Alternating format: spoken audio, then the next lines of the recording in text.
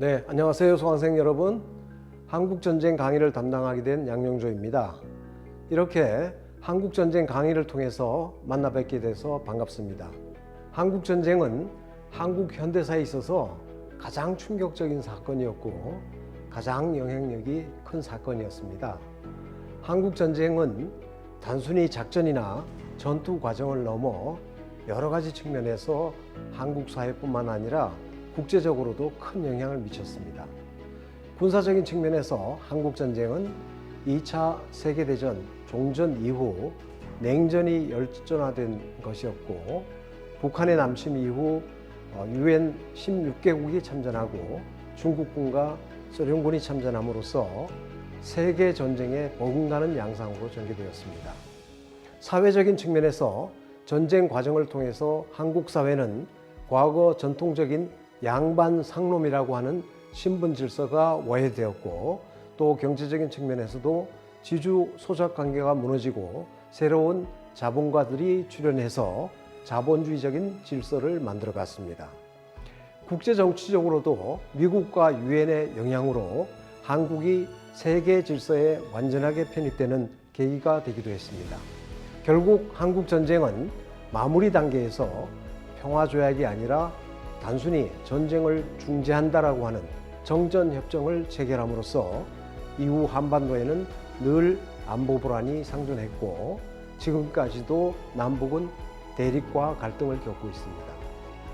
위와 같이 다양한 측면을 가진 한국 전쟁에 대해서 앞으로 8주차에 걸쳐서 살펴보고, 한국 전쟁이 현대사에서 어떤 의미를 갖는 것인지 구체적으로 알아보도록 하겠습니다. 본 한국전쟁의 강의는 전쟁 수행 주체에 따라서 시기를 5단계로 구분해서 진행하겠습니다. 자세한 시기 구분은 1주차 강좌에서 다시 소개해 드리도록 하겠습니다. 또한 강의 순서는 한국전쟁의 기원과 배경, 전개의 과정, 그리고 결과와 성격 순으로 말씀드리겠습니다. 각 주차별 강의 목표와 내용은 각 주차를 시작하면서 구체적으로 설명드리겠지만, 여기서는 8주차 강좌의 주제를 간략하게 소개하도록 하겠습니다.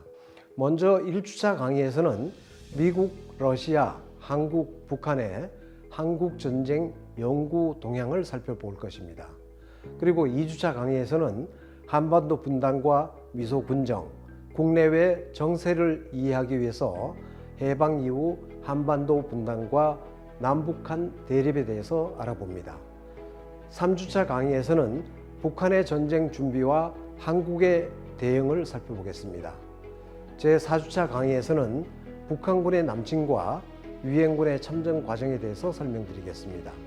그리고 5주차 강의에서는 중국군의 참전으로 새로운 국면을 맞이하는 한국전쟁에 대해서 알아보겠습니다.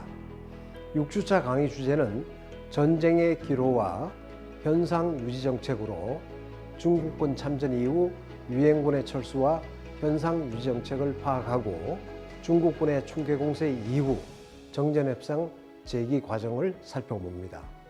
제7주차에서는 정전협상 과정과 양측의 입장을 알아보고, 마지막 8주차에서는 정전협상 체결과 한국전쟁의 결과를 살펴봅니다. 그럼 한국전쟁 1주차 강의에서 다시 뵙겠습니다. 감사합니다.